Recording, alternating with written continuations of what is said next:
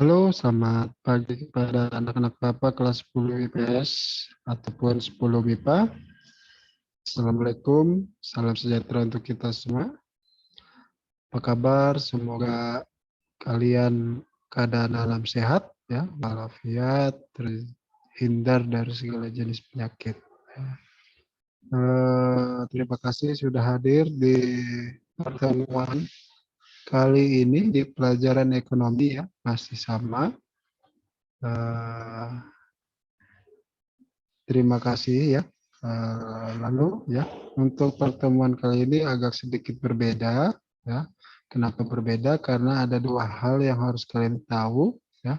Yang pertama tentang eh, perbaikan, ya, perbaikan nilai-nilai tugas dan ulangan harian kalian, ya.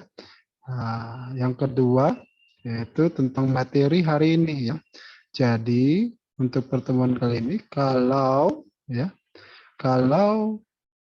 kalian, ya, eh, nilai ekonominya sudah di atas KKM atau 76, kalian tidak perlu lagi melakukan perbaikan, ya. Tapi bagi yang masih di bawah 76, ya, kalian lakukan perbaikan, ya, dengan cara seperti apa? Nah, akan Bapak beritahu terlebih dahulu caranya, ya. Yang pertama, sebentar akan Bapak share. Oke. Nah, ya. Nah, ini ya. Ya. Nah, di sini kalian masuk ke dalam Google Classroom kalian, ya. Google Classroom kalian.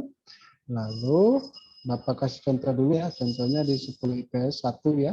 Nah, oke. Nah, nanti tolong pertama kalian cek terlebih dahulu, ya, nilai kalian, ya, nilai kalian, ya. Nah, di bagian forum, cek nilai kalian di bagian forum. Nah, di situ ada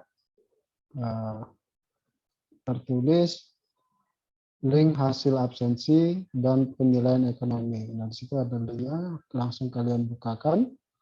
Nah, langsung terhubung.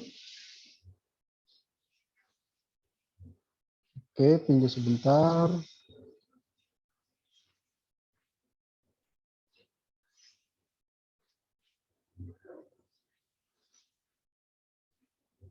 Nah, ini dia, ya. Nah, di sini kalian akan melihat kehadiran kalian selama ini, ya. Ini Bapak contohkan, ya, di 10 IP1, ya. Lalu kalian pilih tabel yang ada penilaian, ya. Nah, dilihat di pojok kiri bawah itu ada absensi dan penilaian. Di dalam penilaian kalian pencet, ya. Misalkan Bapak kasih contoh untuk, nah, di sini, ya, Fazar Fikri, ya. Di Fazar Fikri, ya. Nah, sini kan nilainya masih 50, ya, di KD1, ya. Lihat di KD1 tugas pertama, ya. Itu nilainya 50 untuk Fajar, ya. KD1 tugas 1. Nah, nanti bagaimana untuk mendapatkan soalnya? Kalian mengerjakan, ya, soalnya adalah kalian mengerjakan soal yang ada di Google Classroom. KD1 itu kan bab 1, ya. KD1 itu bab 1. Nah, kalian lihat kembali ke dalam Classroom, pindah ke bagian tugas kelas, lalu kalian cari bab 1. Nah, di sini kan bab 1. Nah, lihat tugas pertamanya apa di bab 1, ya.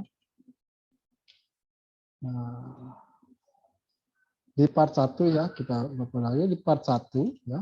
Nah, tidak ada tugas, ya, tertulis di situ tidak ada tugas. Nah, di part 2, nah, di sinilah baru ada tugas pertama. Nah, berarti nanti si Fazar Zikri, ya, Fazar Zikri ini mengerjakan tugasnya Ya, tugas pertama di bab 1 atau KD1 itu adalah di part 2 ya. Di classroom-nya di bab 1 di bagian part 2 tentang kelakaan biaya dan skala prioritas. Nah, contoh lagi KD1 ya, Fajar ya, masih tetap Fajar, KD1 dan ada di tugas 2 ya, Fajar Zikri ya. KD1 tugas kedua. Nanti balik lagi ke classroom ya. Lihat tugas kelasnya dari bab 1, cari tugas keduanya. Nah, part 3 adakah? Nah, berarti ini part 3 ya, itu merupakan tugas kedua kalian. Nah, oke, begitu seterusnya ya. Jika ada tugasnya ada di dalam kuisis, ya kalian kerjakan di kuisisnya. Kalau terpisah, misalkan kayak ini, part 3 ya, itu kan mengerjakan di kertas ya, kalian bisa mengirimkannya ke WA Bapak ya. Kalian bisa mengirimkan hasil perbaikan kalian ke nomor WA Bapak. Oke? Nah, seperti itu ya. Untuk kelas 10 IPS 1, IPS 2, IPS 10 MIPA 1 dan 10 MIPA 2 lakukan seperti itu yang sesuai dengan perintah. Oke? Nah, kita lanjut ya. Materi ya, materi kali ini ya, materi kali ini tentang apa ya? Itu saja yang tadi ya, tentang perbaikan itu cara-caranya memperbaiki nilai kalian. Nah, sekarang kita sudah masuk ke dalam materi baru ya. Materi barunya tentang apa? Tunggu sebentar, akan Bapak buka terlebih dahulu.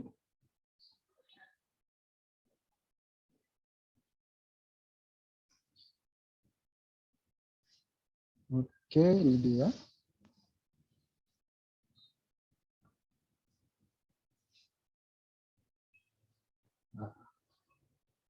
Oke, kita masuk ke bab ketiga ya. Nah, di situ ada orang ya, siswa ya, sedang makan, sedang minum. Nah, Bapak punya pertanyaan, kegiatan apa kira-kira yang sedang dilakukan para siswa di gambar? Ya, tepat ya, tepat. Apa yang kalian pikirkan tepat, yaitu siswa tersebut sedang makan dan sedang minum. Yang intinya adalah makan dan minum berarti sedang mengkonsumsi suatu barang. Ya. Nah, berarti kali ini kita adalah masuk ke dalam bab 3 tentang peran pelaku ekonomi dalam kegiatan ekonomi. Ya. Jadi di sini akan ada dua pembahasan ya tentang tiga pembahasan yaitu tentang pelaku ekonomi, lalu peran pelakunya, lalu yang ketiga adalah tentang kegiatan ekonominya. Nah, kali ini kita akan membahas apa di pertemuan ini? Nah, yaitu tentang peran pelaku ekonomi, dan circular flow diagram. Ya. Nah, jadi ada hubungannya. Nah, tujuan pada hari ini kalian belajar tentang itu adalah pertama melalui diskusi kalian mampu menjelaskan peran pelaku ekonomi dalam kegiatan ekonomi dengan benar. Ya. Melalui pengamatan diagram, kalian mampu membedakan jenis-jenis circular flow diagram yang tepat.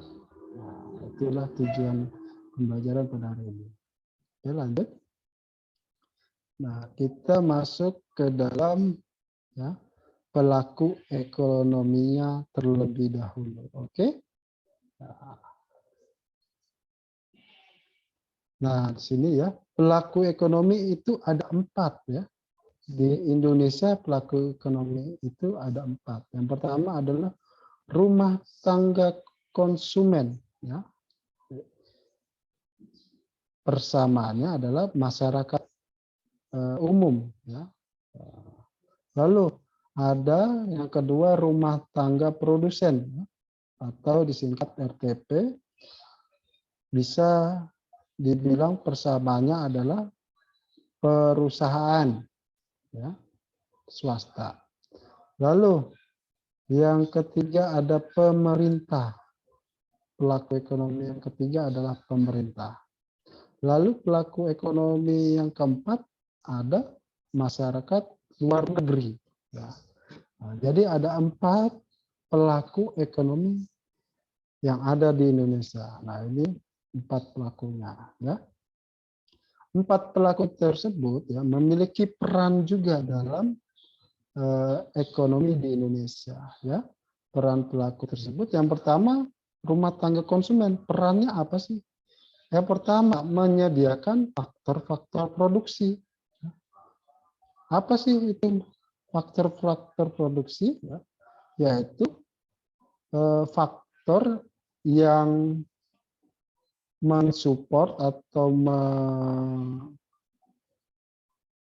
mendukung untuk produksi perusahaan. Contohnya seperti ini. Perusahaan akan membutuhkan tenaga kerja. Nah, itu termasuk faktor produksi. Perusahaan pabrik membutuhkan bahan baku. Ya. Jadi bahan bakunya itu terdapat di dalam rumah tangga konsumsi ya, atau RTK.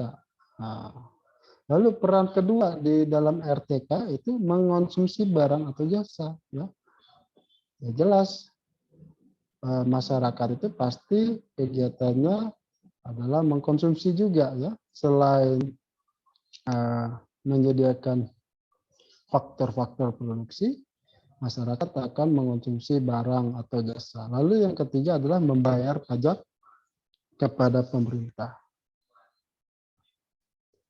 Itulah peran pelaku rumah tangga konsumsi. Nah, peran pelaku rumah tangga produsen bagaimana? Ya, perannya apa? Yang pertama adalah menggunakan faktor-faktor produksi. Ya, tadi ya, tenaga kerja digunakan untuk memproduksi barang, ya kan? Bahan bakunya digunakan untuk membuat barang jadi.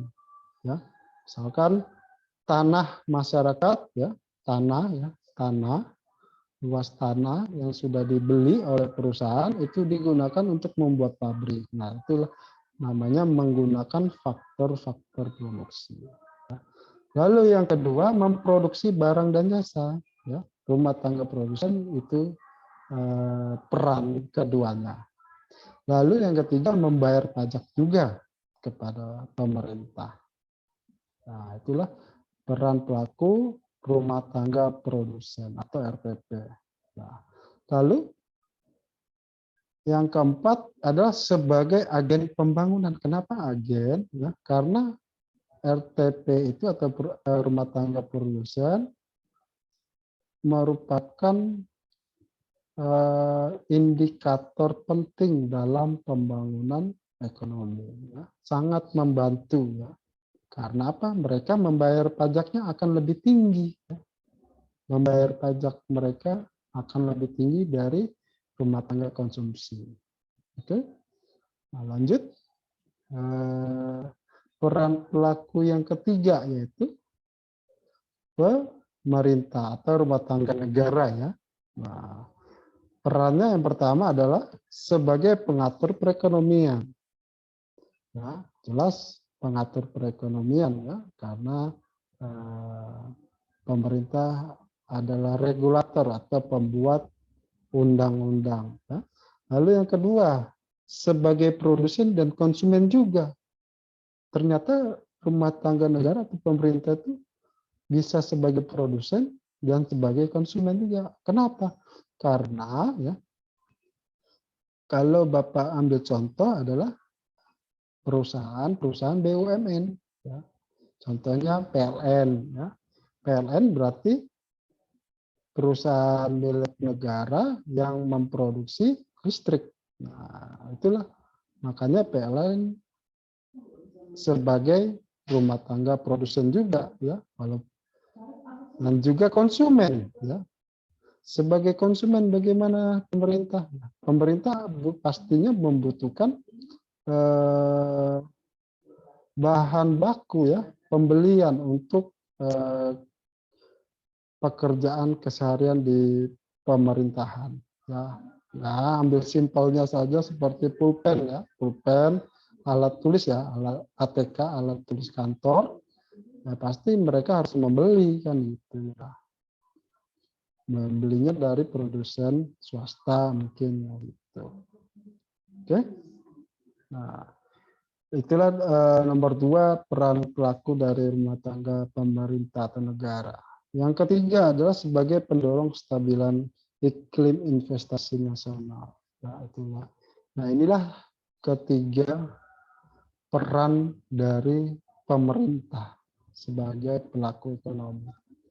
Oke. Nah, yang keempat adalah masyarakat luar negeri. Ya. Pelaku yang keempat adalah masyarakat luar negeri memiliki peran yang pertama sebagai eksportir dan importir barang atau jasa. Ya. Jadi masyarakat luar negeri juga bisa sebagai eksportir dan importir faktor-faktor produksi. Ya. Nah, misalkan begini, kalau eksportir dan importir barang dan jasa, ya jelas. Misalkan iPhone, ya iPhone itu buatan dari luar negeri ya kan. Nah, berarti masyarakat luar negeri menjadi eksportir. Nah, misalkan masyarakat luar negeri ingin membeli batu bara dari Indonesia, nah, berarti kan masyarakat luar negeri atau negara lain harus membeli batu bara Indonesia, ya, berarti menjadi importir, ya kan? Nah, itu. Nah, sebagai eksportir dan importir faktor-faktor produksi, nah, faktor-faktor produksi ya tadi batu bara, pokoknya bahan-bahan yang masih bisa diproduksi menjadi barang jadi, ya. Barang setengah jadi dibuat menjadi barang jadi. Itulah faktor-faktor produksi. Lalu peran ketiga atau yang terakhir adalah sebagai pendukung perekonomian negara. Ya, jelas ya, pasti dengan banyak sekali administrasi yang harus dikenakan oleh masyarakat luar negeri ketika bekerja sama dalam kegiatan ekonomi ya. Nah, itulah empat peran yang sudah Bapak terangkan dalam kegiatan kali ini. Nah, selanjutnya adalah, nah di sini ya ada bagian kegiatan ekonomi dua sektor. Nah, jadi kalau bisa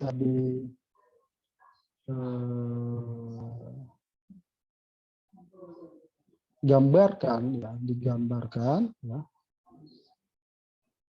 itu terdapat ada 3 jenis circular flow ya. Tadi yang tujuan pembelajaran ada diagram circular flow. Yang pertama itu adalah bagian kegiatan ekonomi dua sektor ya. Nah, di sini ada rumah tangga konsumen, rumah tangga produsen di sebelah kanan, dan di atasnya ada pasar output, di bawahnya ada pasar input. Apa itu pasar output? Adalah pasar yang memperjualbelikan barang atau jasa. Ya, barang atau jasa. Barang atau jasa yang artinya adalah barang-barang yang diproduksi dari rumah tangga produsen. Lalu pasar input apa? Pasar input adalah tempat di mana memperjualbelikan faktor-faktor produksi. Faktor-faktor produksi. Ya. Di sini ada alurnya ya. Ada alurnya. Jadi misalkan dari rumah tangga produsen ya, Bapak ulangi ya, dari rumah tangga produsen arahnya ke pasar output ya, itu ada tanda tanda panah ke arah pasar output. Artinya barang dan jasa, ya, barang yang diproduksi oleh produsen masuk ke pasar output. Pasar outputnya itu apa? Misalkan Shopee, ya, Shopee, Lazada dan sebagainya. Nah, dari pasar output, ya, pasar output didistribusikan ke rumah tangga konsumen, ya, barang dan jasanya untuk apa? Untuk dikonsumsi oleh rumah tangga konsumen, ya. Nah, maka dari itu dari rumah tangga konsumen menuju pasar output akan ada kegiatan pembelian, ya. Pembelian berarti uang akan mengalir ke dalam pasar output dan pasar output akan mengalirkan uang dari konsumen ke rumah tangga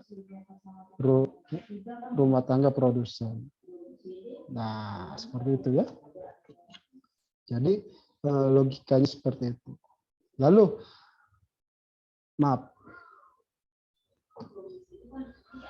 ada dari rumah tangga, ya, kita membahas ke dalam pasar input, ya, hubungan dengan pasar input, ya. Pasar input berasal, tadi pasar input adalah tempat memperjualbelikan faktor-faktor produksi. Faktor-faktor produksi itu, ya, dihasilkan dari rumah tangga konsumen yang di sebelah kiri. Nah, kita lihat dari rumah tangga konsumen, ya, dia ke arah pasar input yang pertama, yaitu menyediakan faktor produksi, misalkan tenaga kerja, ya, masuklah tenaga kerja ke dalam pasar input, ya. Misalkan kalau dalam contohnya itu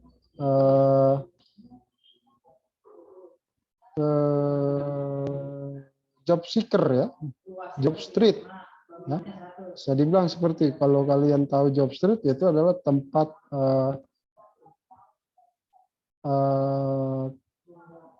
informasi lamaran kerja, ya, lamaran kerja. Nah, jadi masuklah ke pasar input. Nah, dari pasar input diberikanlah misalkan tenaga kerja yang sesuai dengan kriteria produsen. Masuklah ke dalam produsen. Nah, tenaga kerja di dalam produsen, ya, tenaga kerja itu akan mendapatkan gaji, ya, mendapatkan gaji, ya, mendapatkan gaji, masuk ke pasar input terlebih dahulu, ya, melalui agen job seeker. Lalu dari pasar input masuk, dialirkan kembali ke tenaga kerja yang bersangkutan atau rumah tangga konsumen. Nah, inilah kegiatan, bagian kegiatan ekonomi dua sektor, ya. Nah, selanjutnya, ya, selanjutnya adalah bagian kegiatan ekonomi tiga sektor. Kegiatan tiga sektor, ya. Oke, nah di sini hanya menambahkan, ya, menambahkan rumah tangga negara atau pemerintah, ya. Jadi tadi Bapak sudah jelaskan alur dari rumah tangga produsen ke pasar output, dari pasar output ke rumah tangga konsumen, dari rumah tangga konsumen ke pasar output ke rumah tangga produsen. Begitu juga rumah tangga konsumen ke pasar input, dari input ke rumah tangga produsen. Nah, sekarang pemerintah, ya, yang pemerintah. Nah, jadi ada pemerintahnya, ya, kalau di dalam bagian kegiatan ekonomi tiga sektor. Oke. Nah, di sini kegiatannya apa sih? Kegiatan dari pemerintah ini, ya, dari rumah tangga konsumen ke pemerintah adalah tadi membayar pajak, ya. Nah, membayar pajak. Dengan pajak pemerintah akan menyediakan fasilitas publik, ya kan? Fasilitas publik dan subsidi-subsidi harga untuk rumah tangga konsumen. Nah, jadi ada timbal baliknya, ya. Ada timbal baliknya rumah tangga konsumen ke pemerintah. Nah, begitu juga rumah tangga produsen. Rumah tangga produsen akan membayar pajak ke pemerintah, dan pemerintah akan menyediakan fasilitas publik dan subsidi untuk rumah tangga produsen. Ya. Nah, jadi ada timbal baliknya juga, baik rumah tangga produsen ataupun konsumen. Nah, di sini ya, pas ada alur antara pemerintah dengan pasar output. Ya. Yang jelas pasar output tadi Bapak jelaskan adalah tempat jual beli barang atau jasa. Ya. Nah, berarti pemerintah membeli barang atau jasa dari pasar output dan pasar output akan menerima uang pembelian dari pemerintah. Ya. Nah, jadi ada jual dan beli di pasar output antara pemerintah dan pasar output. Nah, dengan pasar input bagaimana pemerintah? Sama ya. Pemerintah pasti membutuhkan tenaga kerja ya atau faktor produksi ya. Nah, faktor produksinya. Nah, makanya pemerintah akan mencarinya ke dalam pasar input. Nah, ketika sudah dapat, pemerintah akan memberikan uang kepada pasar input atas jasanya dalam menyediakan tenaga kerja. Nah, seperti itu. Ya. Inilah bagian kegiatan ekonomi 3 sektor. Ya. Jadi gampang. Lalu yang terakhir adalah bagian kegiatan ekonomi 4 sektor. Nah, apa yang membedakan? Ya, di sini ada penambahan, ya, penambahan rumah tangga luar negeri. Ya. Rumah tangga luar negeri. Jadi ada kegiatan ekspor dan impor antara rumah tangga luar negeri dengan rumah tangga konsumen ataupun rumah tangga luar negeri dengan rumah tangga produsen. Jenisnya kegiatannya bisa 2, yaitu membeli barang atau jasa ataupun membeli atau menjual faktor-faktor produksi. Ya. Jadi sangat mudah ya. Jadi tidak usah takut kalian salah. Nah, di sini sudah ada Bapak berikan keterangan-keterangannya, tinggal kalian baca saja. Oke? Nah, itulah bagian kegiatan ekonomi 4 sektor. Oke, nah saatnya kuis ya. Kuis dari Bapak ada di dalam Google Classroom kalian. Jadi tinggal kalian cek di Google Classroom kalian untuk menjawab games dari Bapak. Oke? Nah, oke, sekian dari Bapak ya. Nah, ini akhir dari pertemuan kita. Jangan lupa untuk mengisi kehadiran kalian di link yang sudah Bapak sediakan di Classroom. Ya. Dan juga jangan lupa lagi untuk menjawab games pertanyaan Bapak. Ini Classroom juga. Oke, sekian dari Bapak. Terima kasih sudah hadir. Salam sejahtera untuk kita semua. Selamat pagi.